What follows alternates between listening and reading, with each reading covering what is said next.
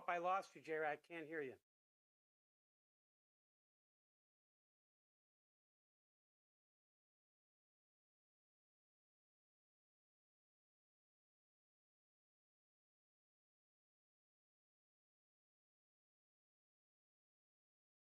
No sound on my end. Ladies and gentlemen, Geri Petito. I'm not an addict, I'm just an ass. And in time, this too shall pass. I'm not an addict, I'm just an ass. Geri Petito taught the class. I'm not an addict, I'm just an ass. Love's the answer, the greener grass. I'm not an addict, I'm just an ass. One day at a time, free at last. When you don't know just what to do, Just what to do, just what to do. if what you're feeling is really true, Is it really true? Is it really true? just keep your ideas safe and sound. Safe and sound, safe and sound. That's exactly how change is found. Change is found, change is found. I'm not an addict, I'm just an ass. And in time, this too shall pass. I'm not an addict, I'm just an ass. Geri Petito taught the class. I'm not an addict, I'm just an ass. Love's the answer, the greener grass. I'm not an addict, I'm just an ass. One day at a time, free at last. Hello, everyone, and welcome to the Geri Petito Show. Everyone and anyone who knows me knows I am the author of I'm Not an Addict, I'm Just an Ass. I'd rather be a smart ass than a dumb ass. Because, guys, almost 44 years ago, I was a dumbass. And, today, 34 years ago, today, 34 years later, through the grace of God, I can honestly say now I'm a smart ass. And yes, the word ass is in the Bible at least 40 times, and it means donkey, and that's what I was. I'm saying all that to say this. There are a lot of people out there struggling, even with their health. I'm a nutritional health coach. I'm a recovery coach. All my services to you are free. Please, please reach out. If you think my book can help someone, because I sure do, you can go right to Simon & Schuster's bookstore, Archway Publishing, BAM, Amazon, Barnes & Noble. You could go to my website, www.geripetito.com, and guess what? My book is now on audio with my voice, guys. So Simon & Schuster wanted to put my book to audio, but with someone else's voice, and I couldn't have that. This is my passion, my story, right? So my producer, Ruben Rodriguez of Hamilton Radio and Iron Horse Films, is now putting books to audio with your voice. If anyone is interested, please, please reach out to me. Okay? Now listen, guys, if you truly, truly, truly cannot afford my book, please reach out to me about that as well. I'm here to help you. I'm going to give a shout out to a few of my sponsors, and then I'm going to introduce my really cool guest. First, I've got Stormin Norman Selden, 732-245-4777, www.storminnormanselden.com, booking dozens of attractions for concerts and performances on venues of all sizes. Guys, he's a beast on the keyboard. He's got from a 5 to 12-piece band. He brought his keyboard live in studio recently. Unreal. What he's doing for seniors now is if you're lonely or you want to learn how to play keyboard, he'll come to your house. So you can call that number.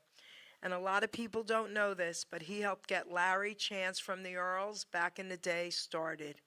Larry, you were like family. We all love and miss you. And I know you're singing in heaven with Elvis.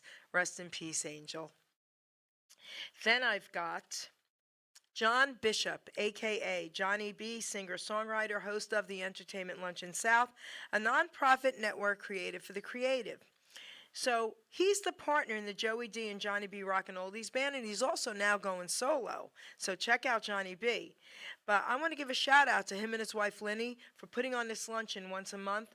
$20, guys, and you get a great lunch and incredible entertainment. All right, and they don't keep a penny of it. And John Bishop promotes all of us like no one else does. So a big shout out to John and Linny. You know how much I love you guys. Then I've got John Monforto, the man of many faces, singer, actor, celebrity impersonator, and tribute artist. So I gave him the name the man of many faces, but he was given the title by a former Philadelphia mayor as the official Philadelphia Rocky impersonator. He is Rocky, guys. www.johnmonforto.com. He does over 30. My favorite, of course, Rocky. Then, of course, The Godfather and Elvis, baby. Okay, thank you. Thank you very much. Then we've got Michael Diamore, singer, songwriter, performer, entertainer, www.michaeldiamore.com. And, you know, Elvis is up here to me, right? I always say I was born too late. I'm an oldies Elvis doo-wop girl. And Elvis is up here. Nobody could touch Elvis. But I got to say, Michael's pretty close. And he is amazing. So please, please check him out. And last but certainly not least, Michael Zanman, singer, entertainer, performer, www.mzanman.com. So let me tell you something cool about Michael. Well, first off, I had the honor of emceeing at Let East the last few years, and Zanman opened for Michael Diamore, okay? And then we got John Monforto into the mix last year. But Michael Zanman recently sang Mel Carter's song, okay, Hold Me, Thrill Me, Kiss Me, and he put it on Facebook. Well, he didn't know it, but of course I sent it to my buddy Mel. Mel calls me and says, your boy did a great job. I said, could you tell him yourself? We surprised Michael Zaman and got him on a three-way with Mel Carter, and Mel told him himself he did a great job with his song. But guys, please keep Mel Carter in prayer. He's not doing well, and the last I heard he was still in the hospital. So please, please, Mel, we love you, and God's got this. So now, having said all that, I want to introduce my really cool guest, Geri Kittredge. Say hello to everyone. Hey, how you doing, everybody? Good to be here today, Jerry. This is great. Did I say your name properly? Said it perfectly. Okay, great. Okay, I always worry You're about awesome. that. So, we titled this show, Gene, High School Dropout to God's Teacher. You and I met on Facebook through the music Yes. years ago, and you called into some of my shows. But tell us about this title. Tell us who you are and what that means to you. Well, it means a lot to me. It amazes me even to this day. I've been teaching for 28 years now, and still to this day, when I walk into that classroom, I'm still in awe that I'm doing what I'm doing. Okay. Because well, you're going to find out. But if you knew anything about my past, this would have been the last thing that I ever thought I'd be doing. It's just an amazing thing. And even to be working with little kids that I do, I mean, it would have been nowhere if I would have had a list of jobs that I would be doing. That would have been nowhere on any of my lists. Okay, so can we talk a little bit about your past and all that? Absolutely. Okay. I grew up here in the city of Milwaukee, and in a pretty rough neighborhood. You know, it's a neighborhood you wouldn't want to be hanging out with, hanging around too much, especially in the evenings. But it was a rough neighborhood where I grew up in, and I'm the oldest of five. My mom was a stay-at-home mom. My dad worked at several jobs. He worked at Master Lock, and he worked for the city for a little while, and then he took over our family business. We owned one of those old-time ice cream stands where you would typically see the people coming out with the roller skates and all that kind of stuff. We owned one of those, and it opened up in 1950. And so my father ran that for many, many years. My first job was at Dairy Queen in East Windsor here in New Jersey. And you know what I'm talking about. Okay, it was so cool. hmm How old are you, can we ask? I just turned 60. Oh, okay, I'm older than you, baby. All right, cool. So, Not by much, Jerry, not by well, I'll be much. 64. So you know what? Once you pass 60, it's like wow. But Yeah, continue. oh yeah. Continue. And we have a lot in common, I see, Yes. because I'm the same as you, where I don't know if they called it an old soul or what, but born a little bit too late, Yeah. because I am very, very heavy, as you know, into the doo-wop Yes. music of the late 50s. So cool. And in Milwaukee here, where I grew up, there was a real heavy 50s culture, even in the 70s. Okay. Really, really heavy, where the people still ran around with leather jackets and combed their hair back and listened to that music. And I was caught up into all that stuff because I liked the music back then. Yeah. And I had an old classic car, a 59 Chevy Impala. And I mean, I was into that whole scene, head on. That's great. So now hmm back to Dad's ice cream place. Yeah, yeah. So my father worked there. My mom was a stay-at-home mom, and there was five of us kids, and I was the oldest of the five. And life was pretty tough for us back then. The only income we had was from my father, what he made over there. So I had to go to work at a really, really young age. I remember all our clothes came from the Goodwill. And so we didn't have the nicest of clothes. And then oftentimes when you grow up like that, you don't realize how poor you are until you visit other friends' house Yeah. and other people's houses, and you say, "Oh wow, not only did they get the potatoes, but they're getting the chicken and the salad and everything with it." And we might just have a bowl of potatoes or a bowl of rice, um, I got to experience watching TV or something at home, and the electricity will go out, because the electric bill wasn't paid.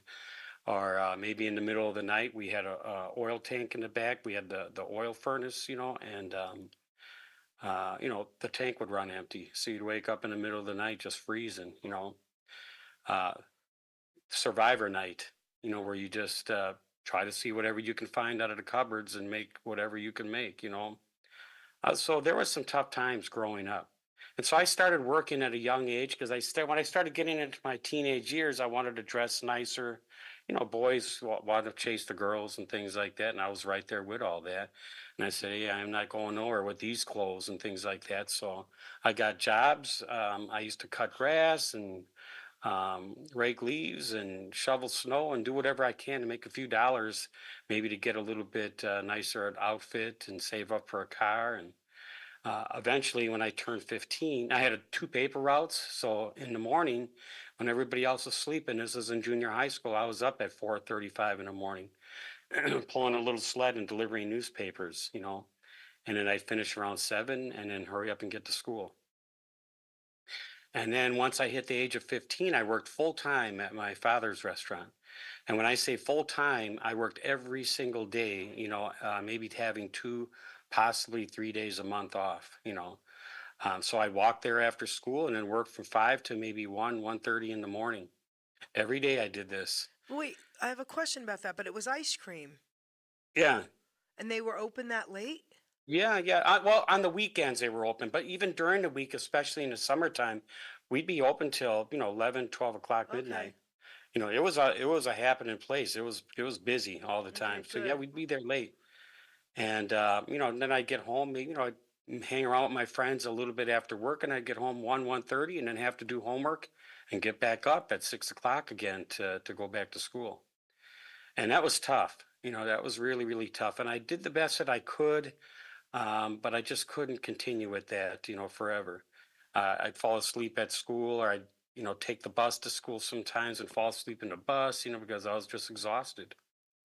And eventually I ended up dropping out, but that wasn't the whole thing. I was kind of hanging around with the wrong crowd, skipping out of school, and I was part of that as well. I didn't want to go to school either. I oftentimes skipped out, went downtown. There was an old record store down there that I was often hanging around.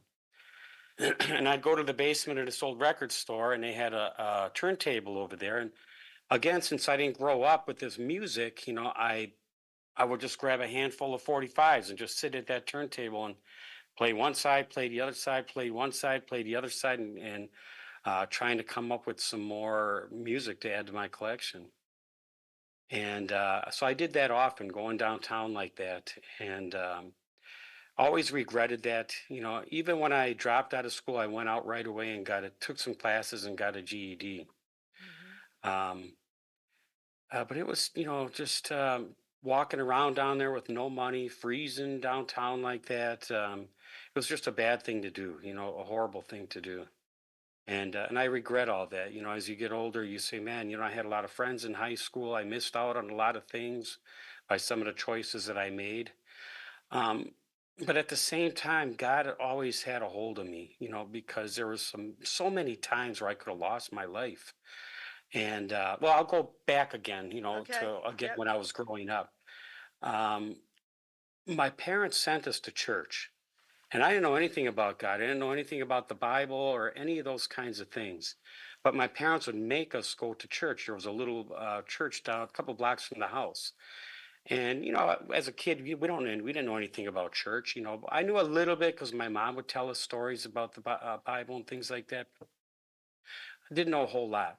So, but they would make us go. So we'd walk down there, and I didn't mind going because they had donuts in the morning. We were starving. So I said, well, Okay. at the very least, I'll score on some donuts over here. So, it can't be that bad. But I would eat, and we go to the classes and things. And the more that I went, I started listening to what they were saying. And, back then we were struggling, life was hard, and those kind of messages that I was hearing really gave me hope. About how old were you then? Oh, I was in elementary school, so Okay. probably about 10 years old, Okay, continue. 10, 11 years old, Mhm. 9, 10, 11. Yep. Somewhere around there. And they would have church camp, that they would have in the summertime. And of course, we couldn't afford to attend that, but they would sponsor us. And it was during those times that, one of those times when I was at church camp that I gave my life over to God. And it was one of the best experiences I ever had, you know. But then what typically happens when you become a teenager, Yep. you know where I'm going with Yep. this. I started backsliding and doing things that I shouldn't be doing, hanging around with. I had a really good buddy I hung out with all the time, Anthony James Italiano.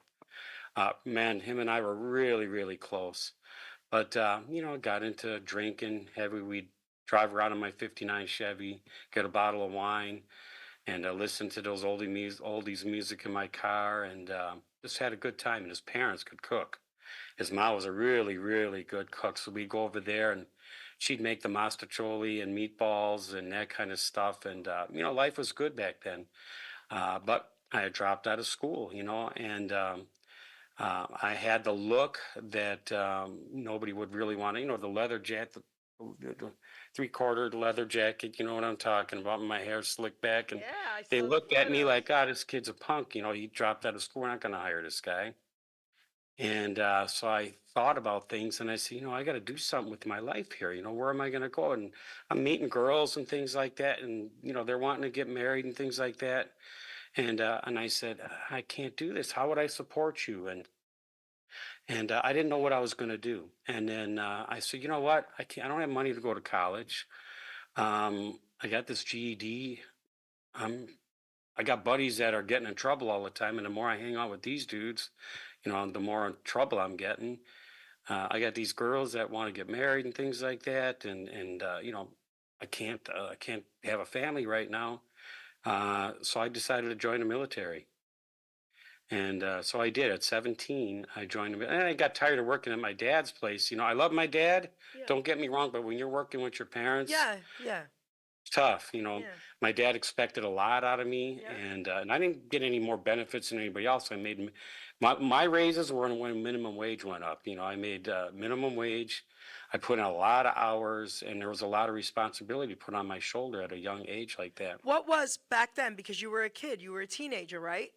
You're What right. was minimum wage back then when we were teenagers? Well, when I left to go in the military, I remember I was making $2.90 an hour. Yeah, insane, right? Think about it. That's absolutely insane. Wow, Hmm. okay. Continue. Yeah, so I said, I got to do something here. I got to do something with my life. And I signed up for the Navy. And after I enrolled in the Navy, my buddy Tony came up to see me. And I told him what had happened. He goes, Hey, I just lost my job at Milwaukee Electric Tool. I'll do the same thing. So we went in together into the military, and they guaranteed us at least boot camp together. They had like a buddy program type thing where they'll at least guarantee a boot camp together. So we went in to boot camp at Great Lakes and during one of the really horrible cold winters. So that was no fun back then, being outside doing all the things that we were doing with the weather conditions like that. Um, but I did really well in the military because I grew up, having hardships and things like that. So I said, nothing, I'm used to kind of the hardships and things like that. So I did well, in boot camp. And then him and I we went to the same ship over there in San Diego together. So that was an awesome thing that they put us together. Yeah. Hmm. And so I was 18 years old out in San Diego. I kind of like the scene out there because I'm into old cars and things like that. I didn't know where to go because we had never been anywhere. And I said, "Well, I know California. I always talk about cars and things like that. Let's head out that way and see how life is over there." And so we were stationed out in San Diego together. And you know what the military guys do and stuff like that, going out drinking and doing that all the time. And I did that for a little bit, and I thought, man, I honestly I missed my time going to church. I think it was the Holy Spirit drawing me in again. I just lay there at night saying, I came in here to kind of get away from all that madness that I was in back home, and here I am doing kind of the same thing out here. And I prayed about that. I said, God, I want to turn my life around, but I can't do it. If this is up to me, I'm going to continue screwing up. And I said, take hold of my life and direct me to what you want me to do. And I went to a few churches on base and things like that, and didn't care for that church. Um, Oh, and also during my military time, I went to school. When my time was done working on the ship, and I got my high school diploma. I Okay. upgraded that, So so that's that was a pretty big, cool. big thing for me, Yeah, huh? yeah, yeah. That's pretty cool. Okay, good. Yeah, I'm good. So I said, I'm here. I'm going to make the best of this. I'm away Good. from all these guys. I'm away from all the problems. This is my opportunity here to do something with my life. And a lot of guys at that young age aren't thinking that way. And so I'm sure, I'm absolutely sure now that God was leading me in Oh, this direction yes. all along. And shortly thereafter, there was a gentleman on my ship that, good friend of mine. He was out just like everybody else, drinking all the time. You'd see him at all these, real nice looking guy in good shape. He had all the women that he wanted and things like that. And one day, this dude just completely did a 180, just completely changed. And I said, "What is going?" He was on the ship. He's walking around with a Bible, and his vocabulary changed. He wasn't out partying all the time. And I just watched him for a little while. I didn't say anything, but I was watching. And I said, we'll see. Maybe this is just a fad. He's a young dude. Maybe this is just something that he's going through. But the more I watched, no, this guy had changed. And I knew it. And and I said, hey, what's going on with you here? You're a changed guy. You're reading the Bible. And he told me he was a Christian and things like that. And I said, all right, well, where do you go to church? And he mentioned the name of the church. It was a Seventh-day Adventist church. I don't know if you heard of that, Of but it was, course, of course. yeah. And I said, I backed away again. I said, I never heard of nothing like that. I don't want nothing to do with this. And so I walked away, and maybe a month or two went by, and still the guy, just a good guy, he completely changed. So I said, all right, I'm gonna go to his church and check things out and see how things are. And I was very skeptical. I was thinking, I just had a negative attitude even when I went there. Now, this was And while you were in the service? yeah, this is while I was in the And service. you guys were allowed to go to church and leave the base and all that? Yeah, sometimes, Okay. if you didn't have duty, Gotcha. if I didn't Okay. have duty on the weekend, then I could do something like Okay. that. So I said, all right, I'm going to check this church out and see what this is all about. And I went to church, and right away the people came out and they were nice as can be towards me. And I thought, and in the back of my mind, I'm saying, yeah, they're nice now, but they're gonna hit me up for some cash, in a little while here, or something.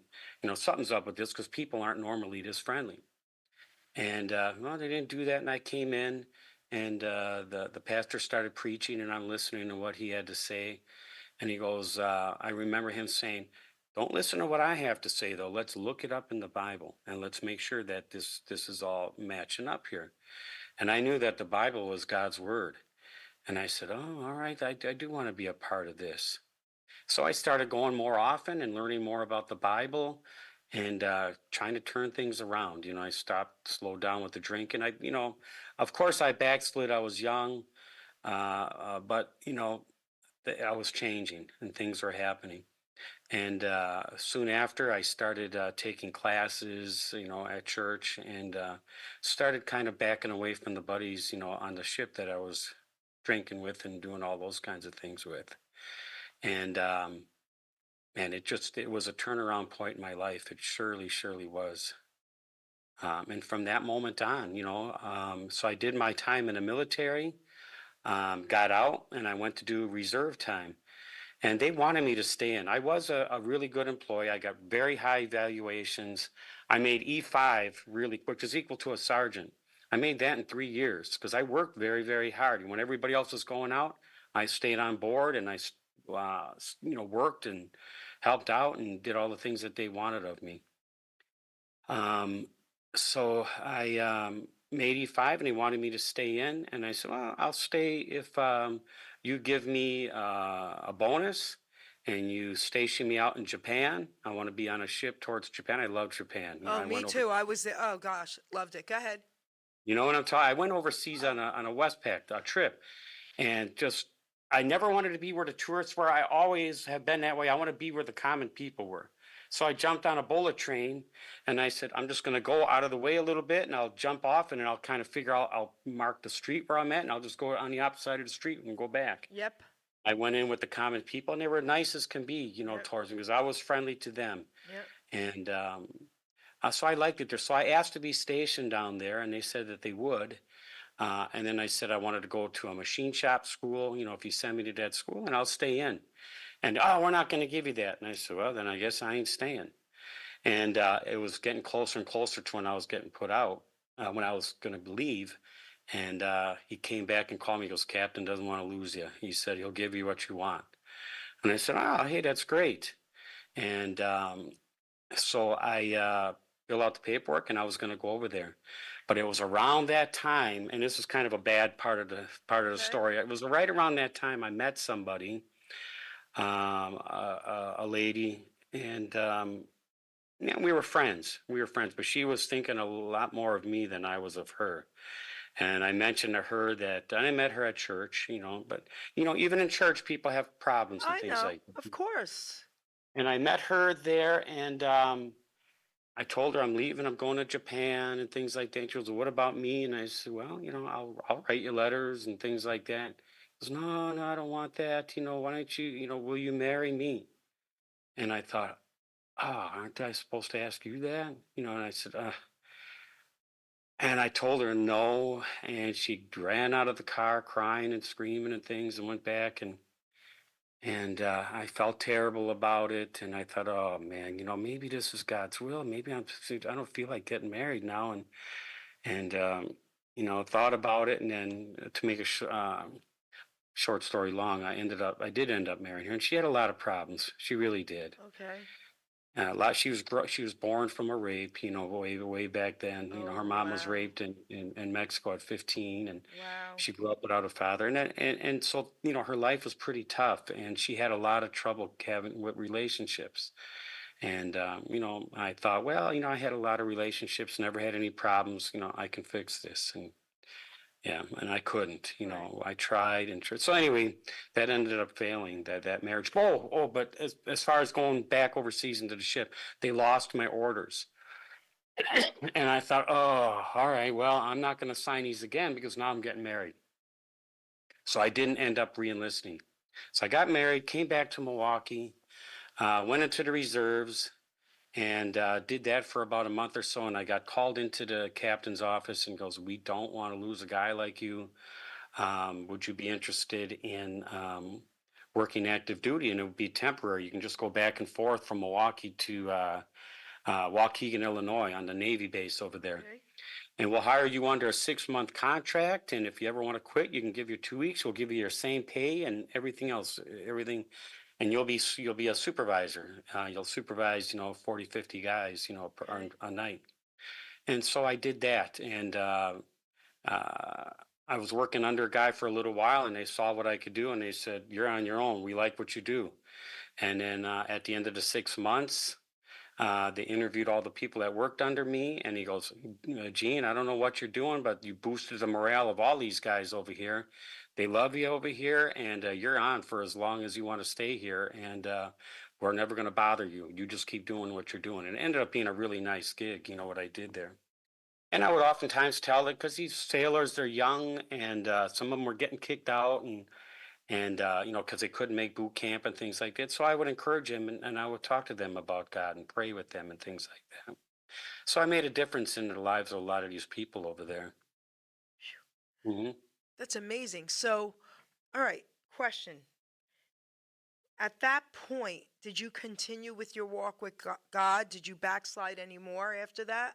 No, I stay close to God, and especially because of my marriage. I was having such a hard time in my marriage that oftentimes when you're at your lowest of the lows, that's when you go to God. Right. And so I stayed really close to God at that time. And I pleaded with him, over my marriage. And I had one son. And, I was going through a really, really tough time. So much so that, we've gone to many counselors and things like that, but there was no way to save the marriage, at all. And I was hurt really, really bad, really, really bad, especially being away from my son. I knew I couldn't do anything with my wife anymore, but being away, I loved my son beyond what words can explain. He was my everything. I'd race home from work and play with him and all these things. And just the thought of being separated from him was a little bit more than what I can handle. And Jerry, I can't tell you how many times I almost took my life because of that. Is There he was a still in time. your life, your son? Yeah, he is. Okay, good. Yes, he is. He ended up, you know, he ended up coming with me because my wife had some issues in that. So the courts ended up giving him to me at when he was 10 Okay. years old. hmm Okay. So yeah, some hardships that I had that growing up like that. But then, after I finished my time in the military, I finished my reserve time. They closed the base eventually, so I lost my position there. But then they offered me a position in Orlando, Florida. They said, you can stay with us as long as you like. And I said, nah, I think I'm done now. I had 7 years in, and I don't know why I turned down Orlando, Florida. Not that I'm out here freezing every winter, but yeah, another thing I think about is, so why did I do that? But so I ended up staying, and I got him a job at a machine shop that I didn't mind it. It was okay. But I'm a real social person. I like to talk. Yeah. Very, very social. And sitting behind that machine every day, it just after a while it got to me. I went to work. I worked every day, worked overtime. It was okay, but I said, do I want to do this for the rest of my life? I don't think so. So I went back to school. I went to college, and I didn't even know how to sign up for college. I didn't know anything about that kind of things. Nobody in my family had ever gone. So I had a friend kind of take me there and get me started on some paperwork, and I just took a couple little Spanish classes and things like that, just to get my foot in the door to see what this is all about and what this is like. And then after I was there a little bit, and I said, I can do this. I can do this with like everybody else. So I started taking more classes, English and your history and things like that. And I worked very, very hard. And what motivated me all the time was because of the life that I had, I would always think to myself, I either do this and I complete this, or I go back to how things were. And I said, I'm not going back to that. I'm going to complete this. So I'm going to school and I don't know what I'm going to do. I thought, well, maybe I'll work for the DNR. I like animals and I'll do something with that. And then I found out, nah, there's no real jobs for that. They paid low and there's, the likelihood of me getting in was very, very low. So I said, well, I'll just keep taking all my basic education courses until I figure this out. And it was during that time that I remember walking down the hall one day and I looked into the study hall and I saw somebody in there. And this was, to me, the most beautiful girl I've ever seen. So I walked by, I remember seeing her, and I stopped, dead stop in the hallway and started walking backwards. And I looked at her again, and I said, I have to find out who this person is. And so I had a friend in college, Maria, and I knew Maria and her were friends. And I said, Maria, who is this girl? Okay. And she said, Raquel. And I said, tell me, is this girl, find out if this girl is single. She goes, oh, she is. And I said, all right, you know what I want to ask next? I want you to introduce us. And she did, and we hit it off, right away. Right away, we hit it off. And so I started spending a lot of time with her. And then I started kind of figuring things out. I remember I thought to myself, I'm going to go into international business because I had loved going overseas and some of the places that I went. And I said, I think I could do really well with something like that. So I was going to go into that. And I mentioned she was my girlfriend at the time back then, what my thoughts were. And she was quiet about it. And then maybe a couple of days later, she came to me and goes, hey, I just want to put this out to you. Um, I don't want a husband that's going to be gone all the time. So just throwing that out there. And I went home and I went, man, I knew what she was talking about. So there goes international business because that's, I'd be gone all the time. I get it. Yeah. So I thought, well, it's not all about me. I gotta, if I'm going to get married, it's got to be about her too, what she likes. So I said, Raquel, I don't know what to do here. She was going to school to be a teacher. And so she had mentioned, she knew that I had done vacation Bible school before during the summer with the kids. And she goes, you know what? Why don't you do something with kids? Those kids loved you. They adored you when you did that VBS. And I said, well, kids, I don't know what I'm going to do with kids. And she goes, no, no, you did so well with them. And, um, and I said, well, all right, maybe I'll give that a shot. So I started going and taking education classes. But I was geared up towards, middle school and things like that is what I wanted to do. So I took the education courses and I thought, well, this will be a nice thing. I'll work the same hours as her and I'll have off on the weekends to go to church. And then when my kids are in school, I'll be in school. When they're off, I'll be off. And I said, Right, this might right. not be a bad gig. I might be okay with that. And so I did it. And I got my first teaching assignment. I remember going in the central office, and they interviewed me. And apparently, I did really well because the guy said, "Hey, you did well. What do you want?" And never say this at an interview because this is what I said. I was just thrilled to have a job, And I said, "You know what? I'm very happy that I got hired. You put me where you need me." Which I probably wouldn't shouldn't have said, but because if you look in Milwaukee, if you had a map and you put it right in the middle of the worst neighborhood, that's where I went to work. Oh, no. Okay. Yeah, yeah, right there, Why didn't you right there. say where your girlfriend was at? Well, she was kind of working in that area too. Oh, As okay. a new teacher, they usually put you in. Oh, okay. Gotcha. Okay. That's you just got. That's how it usually goes. Okay. So, Okay. so they didn't put us in the same school though together, but we were pretty close. Okay. And but then they hired me for the thing Head Start, and I said Head Start, and I didn't know what that was, And I've always said I'll do middle school and things like that, and I said I'll teach any grade, but just don't put me with the little ones. I said I don't know what to do with don't put me with the little ones. And so I got home excited, and I told my wife, I said, hey, I got hired. They put me in this Head Start thing, and what is that? That's some sort of math deal, or what is that Head Start? He goes, no, that's working with the little ones, the babies, the 3-year-olds or 4-year-olds. And I said, get out of here. And I said, are you kidding me? And she goes, yeah, yeah. And I panicked, because I had no experience with that and I didn't know what to do with that. And so I said, you know what, I'm going back down there tomorrow and I'm going to turn that position down because I can't do this. I just can't do that. And then she said, this is your first job. If you do something like that, they're gonna Yeah. put you on a list and you'll never get a job. And so I had to take that job. And I'm telling you, Jerry, the whole summer I laid awake in bed with my eyes wide open, sweating bullets. What am I going to do? Do I got things wrong with these kids? I can't do that. I don't want to do that. And I just didn't know what I was going to do. So finally I said, well, you know what? I'll do this for a year and I'm going to move on, after that and take a higher grade. So I came in. Apparently I did really well the first year because the parents were really happy. The kids loved me. And and a couple parents came up to me and say, "Hey, I got my daughter coming next year. Would you stick around?" Because they knew I was going to leave after that year. Oh. Yeah, and so I did. I stuck around another year, and then after that, I was going to move up. But then the principal said, "Hey, you're a magnet for this. You're a feeder for this school because all these kids are coming to be in your class, and then they move on to the other ones. The parents love you here, the kids do, and please stay, down there." And so I did, and which is another thing, again, going back to God, I don't know how many times I said, God, there's just no way I can do this, working with these. And I did, I pleaded with God over the summer. I said, God, why this? I can't do this. Why would you even set me up with something like this? And he gave me the ability to do that, and so I did that for several years. There was one year that I went to second grade, and I loved that. I loved second grade. But then some of the parents were really upset on the lower grade because they were thinking that I was going to be there, and they brought their kids, Oh. thinking that I was going to be the teacher. And they went up to the office and say, "We brought our kids here to be with him." Oh, wow. That was an honor that they thought highly Yeah, of me yeah, like yeah. that. So I really, that made me feel really good that they thought that way.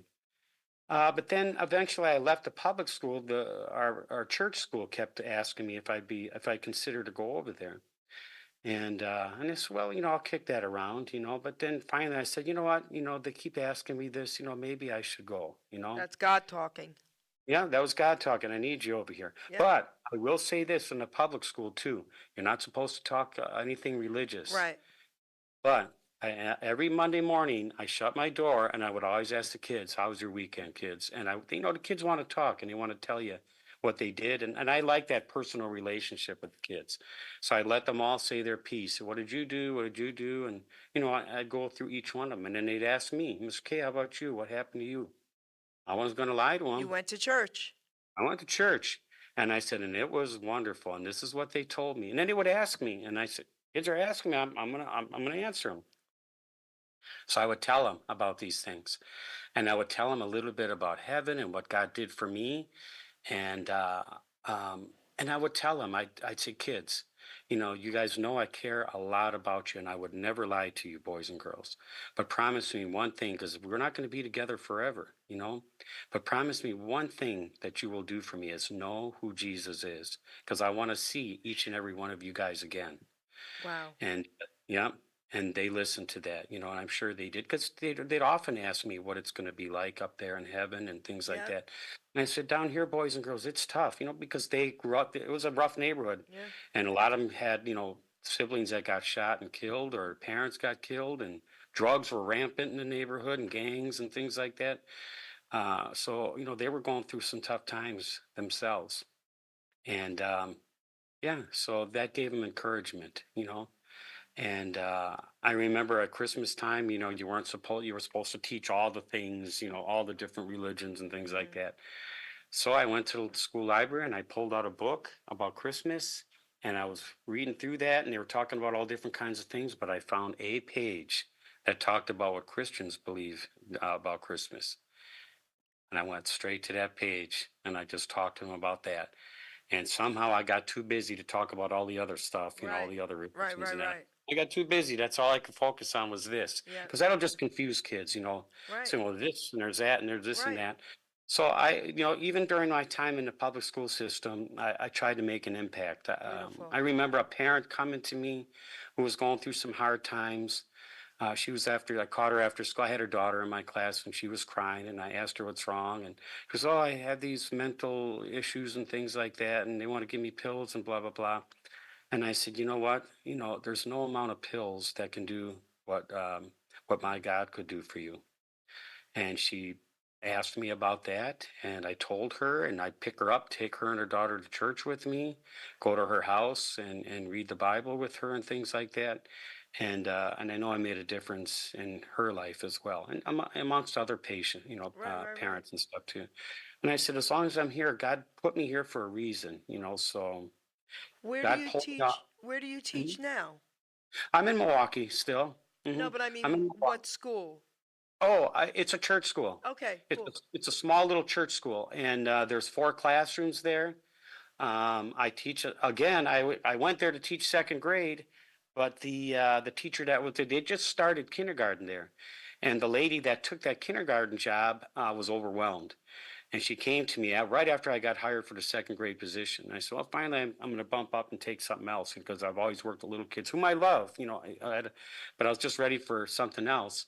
She came to me and goes, Gene, this is my first year doing this kindergarten thing, and it's just too much for me. This is just not for me. I'm not good at it, and I know you've done it for a long time. Would you mind switching with me? And I'm at the church school, and I say I'm here to help out where I can, and if Right. I'll do that. So back to kindergarten I went. So, and now I'm working my last year. Okay. And but I'm telling you, Jerry, it's just been my job has just been a blessing, Yeah. with these little kids that love me the way they do. The parents come and tell me all they do is talk about you at home. They draw me nice little pictures, hugging me all the time. I'll be in the middle of teaching, they'll jump up from the rug and just want to stand by me. And sometimes I'm like, oh, you need to sit down. But, at the same time, I think to myself, these kids, love me, and Yep. they just want to be next to me and want And to they be by need the me. love from you. Yes. Yeah. hmm So. So those kind of things, and I thank God for that. I say, God, you took me out of this and you put me here where I thought that I could never, gave me a job that I never thought I could do, a job that I said I'll never do it, so I'll never take a kindergarten job, and I'm doing that.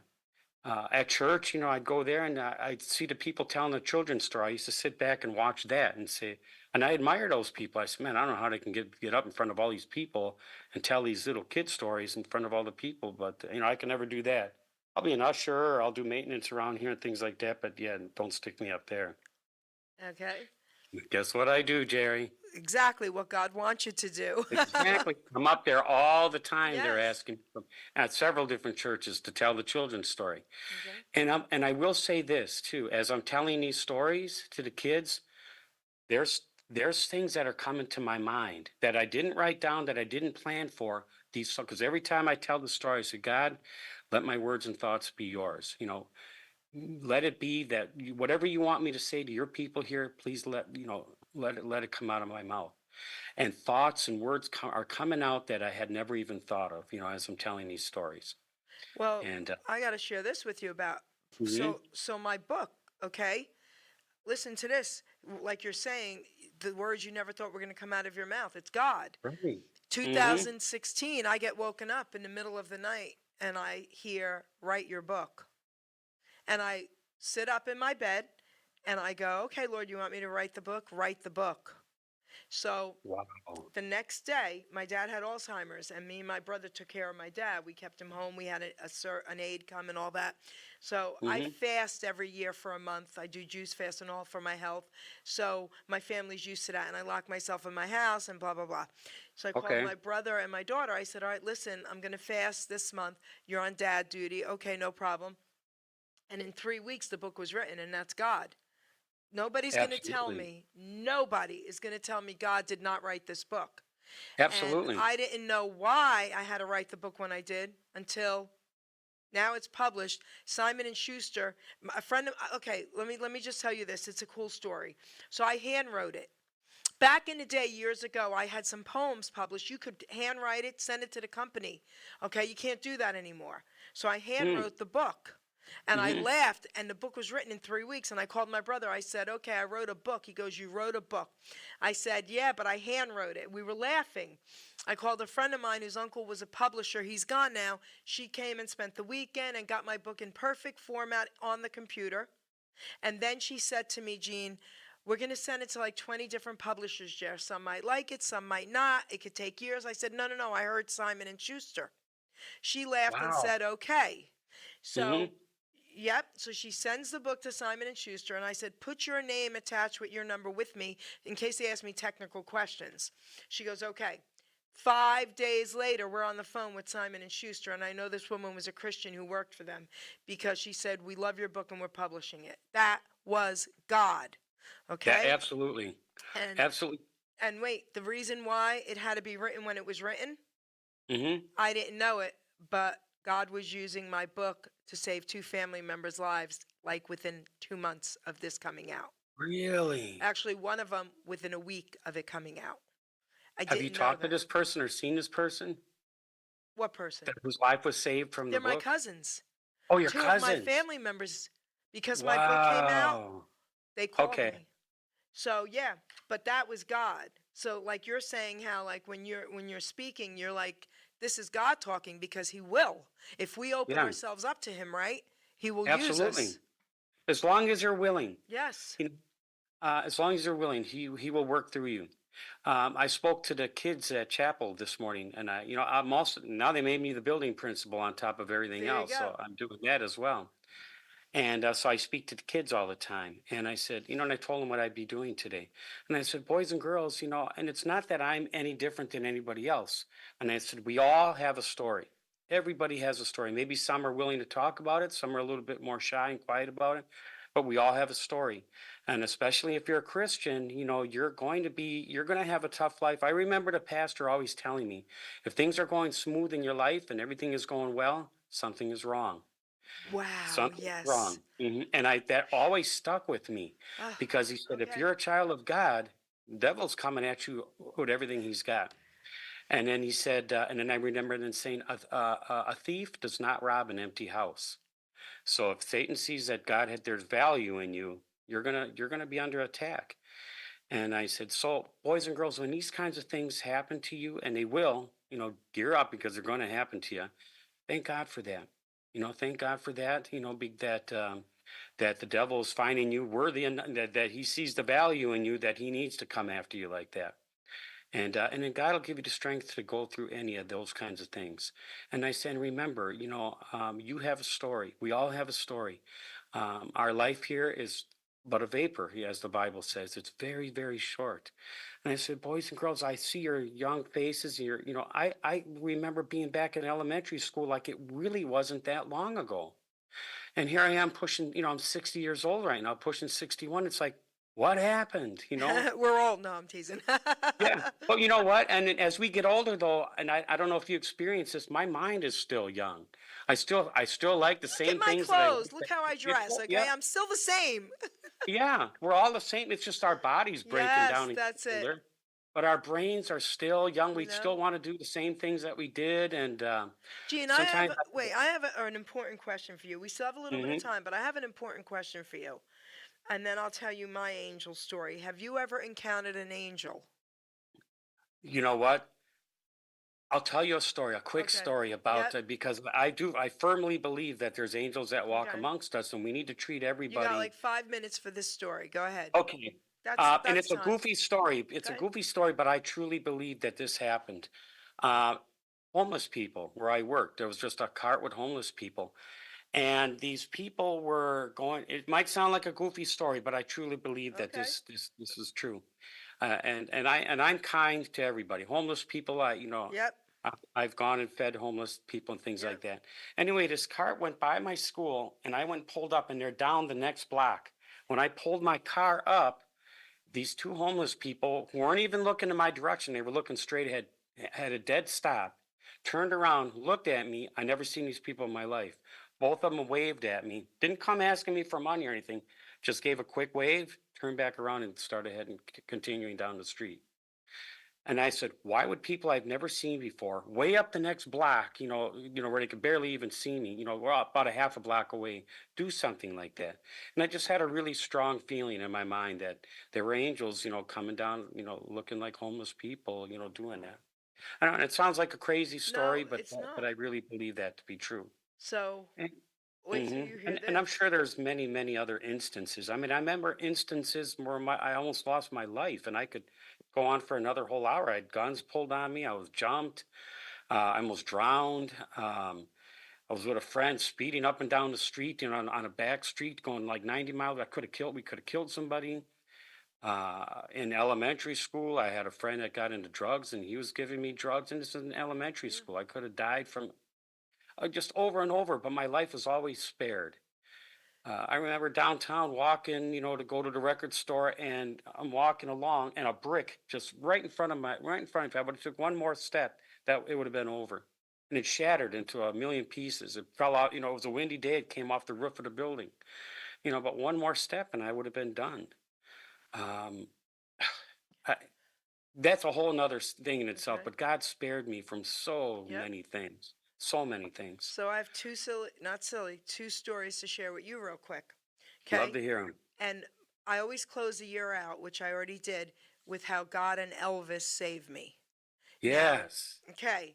And people think, oh, his music. Well, it started with his music, but in 1990, I had a 1990 black and gold Eldorado Cadillac with Elvis license Oh. plates. Okay. Yes. I had beauty salons. I was making too much money too young. I was in my 20s. Mhm. Most of my clients were very wealthy Jewish women, and one of them was the municipal court judge. Okay, I'm not Okay. going to say her name, and she's still in my life to this day. She was the boss of all the judges in Mercer County. Nice. So one night, 1 o'clock in the morning, I'm in Trenton, New Jersey with a girlfriend, and we're going to our young black drug dealer to cop our heroin. Mhm. Comes out to the car and he says, I don't have any dope here. We got to go 2 blocks. He gets in the back of my car. Imagine this, and we're driving 2 blocks in that flashy car. An Right. unmarked police car was following us that recognized the Elvis license plates and knew I was a friend of the judge. He waited till he got out of the Wow. car, got the dope, got back in the car, pulled us over, and he said, Jerry, Judge so and so said, get rid of this guy, get rid of the drugs, go home, get some rest, get some help. And I said, absolutely, and that's what I did. So if I didn't have those Elvis license plates, I would have been in jail that night because he wouldn't have recognized me. Now, Absolutely not. now let me tell you my incredible angel story. And this Okay. happened recently, probably 7 years ago. My dad still had Alzheimer's. Mhm. And in the beginning, me and my brother would take him out to eat every day and run errands. Okay? So my daughter, we got her a house in Hamilton Township on the border of Trenton, but Hamilton for a rental.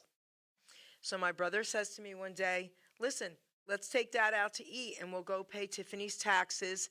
And I said, sure. So my brother pulls up in front. He pulls in the parking lot because the building is one of those historic buildings and the outside had white big pillars and it was beautiful. Oh, sure. But it Beautiful was buildings, on yeah. the edge of Trenton, a very bad place. Hmm. Okay, so he pulls into the parking lot and there's the side door there. And he says, all right, now listen, I'm going to wait right here. You just go in there. There's an elevator. You go up to the third floor. You'll see the signs. You pay and come right back. I'll wait here. So that was Okay. telling me it's in the bad section. Yep. I get out. I go in, and there's a desk with a black elderly gentleman in a security outfit. And he says, hey, sweet pea. And I go, hey, sweet pea, you know? And he comes from around the desk, and he goes, sign my book, sweetie. And I sign the book, and I give him a hug. And behind me walks two white thugs. He comes from around the desk again and he goes, sign my book now to them. Yes. So they look at each other, they look at him, they look at me, they look at each other. I'll never forget this. Look at him, look at me. And they sign the books and they go. He says to me, come on, sweetie, here's the elevator. I'm going to stand right here waiting for you. Go up to the third floor. As soon as you come down, I'll be right here. And don't ever bring cash into this building. I said, okay. So I go up. I don't think much about it. Come back down. He's there. I give him a hug.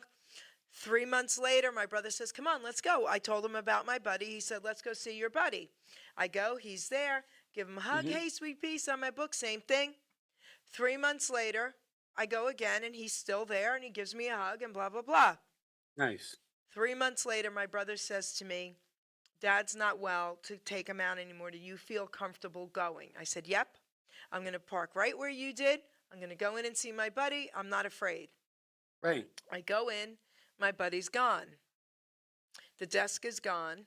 And I go up and I say to them, hey, did my security guard buddy retire? What security guard buddy?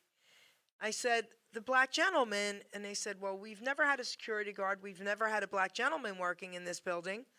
What? So I say, okay. I said, listen, is Jim so-and-so here? He's a good friend of mine. Can you tell him Geri Petito's here? I want to talk to him. They get him. Hey, Jer. I go, Jim. He was in this building for like 25 years, 30 years, this guy, Jim. I tell him the story. He goes, Jer, come down here. Brings me back down. He goes, we can't even fit a desk in here. I have photos in my phone. So I go, okay. He goes, he was your angel. So I leave. About 6 months later, well, hold that thought. A few weeks later, me and my girlfriend, the one who helped me with this book, we went back and went through the entire building because I had to.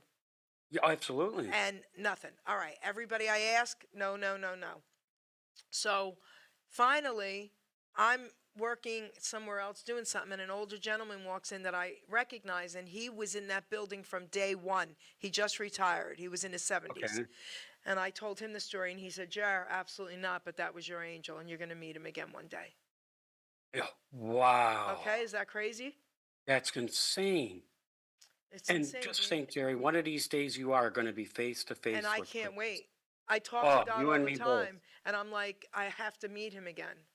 Absolutely. So, Gene, I want to read some of my Christian poem to you. All Oh, right? yeah, I'd love to I'm going hear to it. read a little bit, and then I'm going to let you close.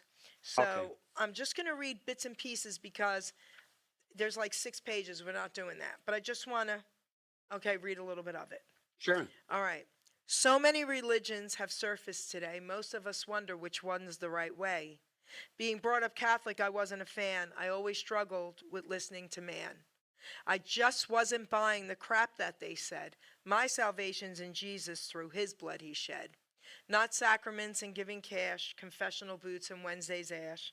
These rules they speak of are all man-made. When you open the Bible, man's words will fade.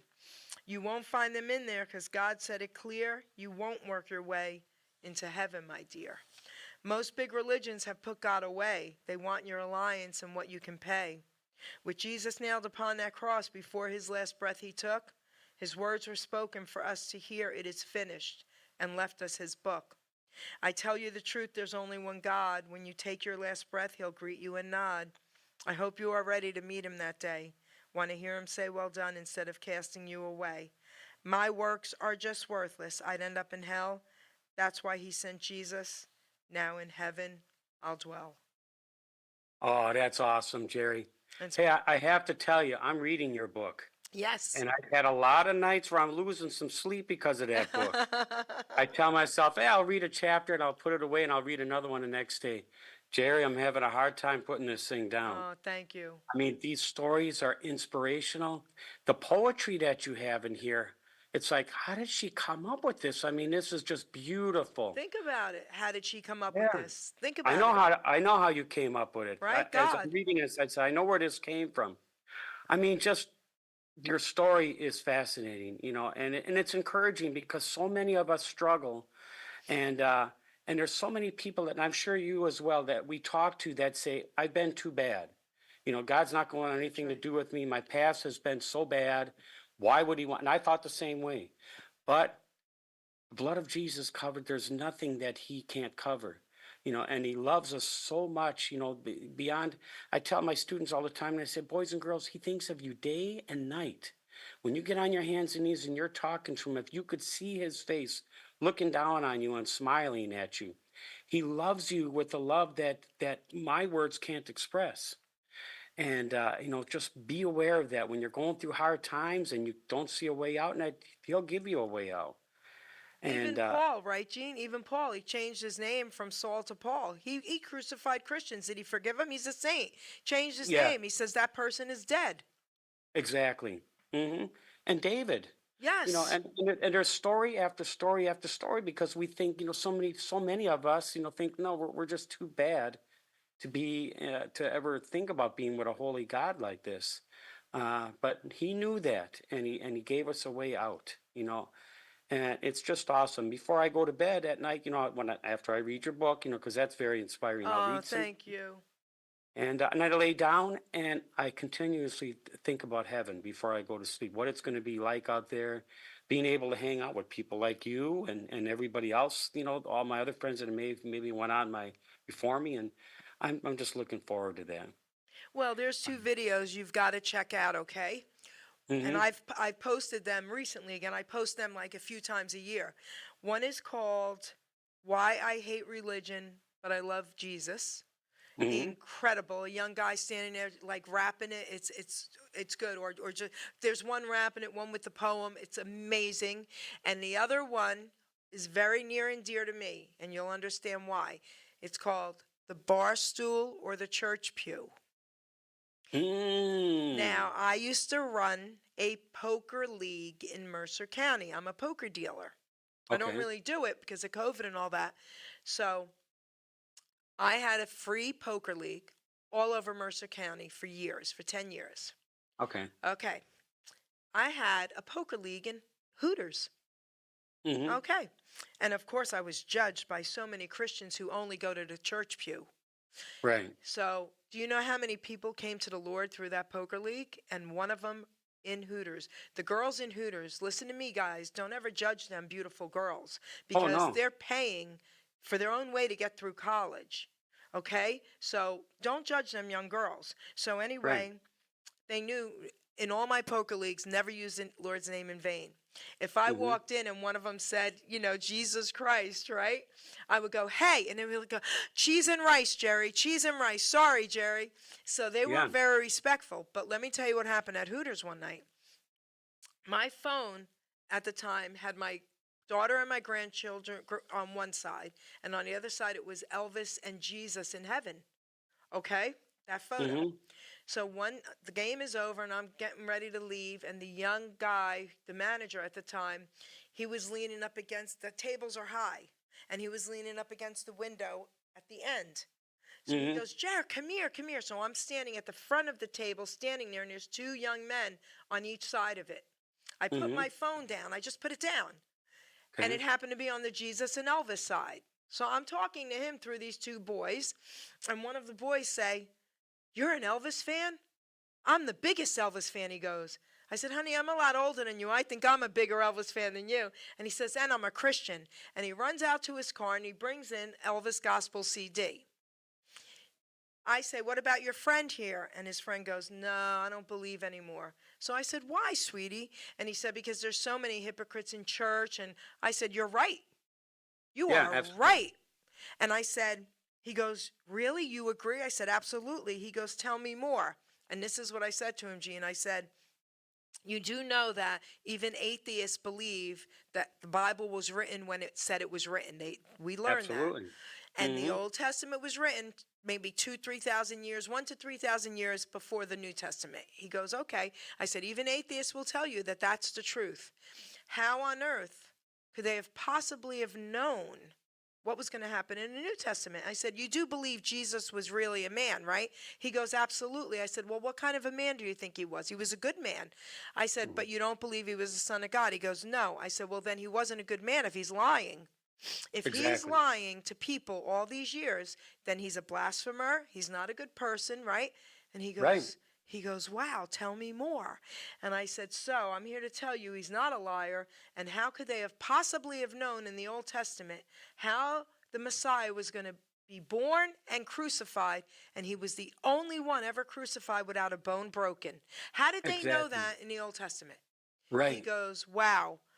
He goes, I go, do you want to pray? He goes, yes. I go, where? He goes, in your car. We go out to my car. We sit in there. He accepts Jesus. We get out of my car, and he's running through the parking lot while everybody's smoking outside.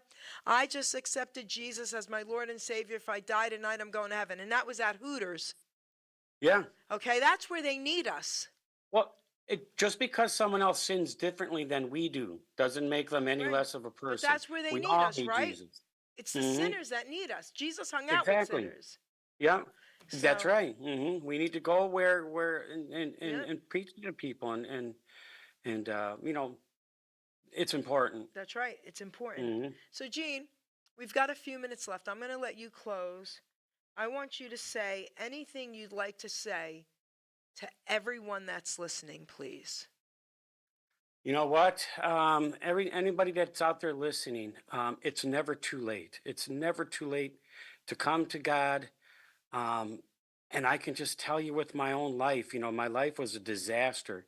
I was near death so many times, and I was lost so many times, and I walked away so many times. But God made circumstances happen, difficult circumstances that made me rely upon Him. And then I soon realized that this is what He's doing to draw my attention to get me back.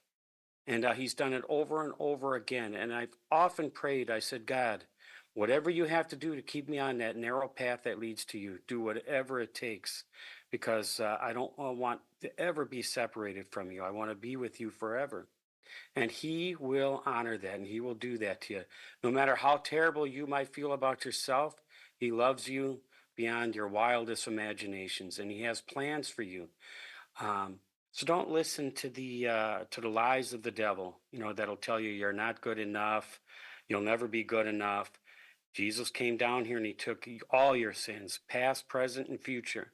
And he wants nothing more than to save the entire world, everybody. All we have to do, it's free. You got nothing to lose. Come to him because one of these days I want anybody from the listening audience here to come to me and tell me, I listened to what you had to say and I did exactly that. And because of that, here I am. I want as many friends as possible up there. I really do. So, producer, I think what we're going to do is something different. We're not going to close with my song. We're going to close with praying. We're going to close with people out there, Gene, who are listening and are thinking, I need Jesus. Hmm. So if that's you, I'm going to guide you in a little bit of a prayer because you can do this with me. You can do this on your own. Because some people say, well, I don't know how to pray to God to ask him. It's very simple. You just ask him. All right? That's it. So let's do a little prayer. Father God. Now, if this is for you guys listening, if this is for you, just repeat what I'm doing, okay? Father God, I come before you in prayer today for anyone out there who's struggling with thinking, is this God real? Is Jesus real? Father God, I'm opening this up for them to say the salvation prayer, the sinner's prayer as we call it.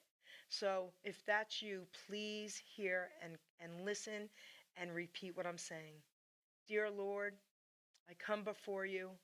I now believe that you are real. I'm listening to Jerry and Jean talking, and I think I need to come to you, Lord. So I'm asking you, Father God, to please forgive all of my sins. Everything in the past, everything present, and Lord, again, if I sin in the future because I am not perfect, I am just man. Lord, please forgive me of all these sins. I come before you, Lord, and I accept you now as my Lord and Savior so I can spend eternity with you in heaven. I thank you and I praise you in Jesus' name. Amen. Amen.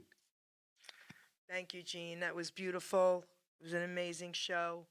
And Thank you, Jared. An everybody, honor to be here. It was wonderful speaking here. you honored me today. So thank you. Ruben, you can just close us out now. All right. Good night, everybody. Night, Jerry.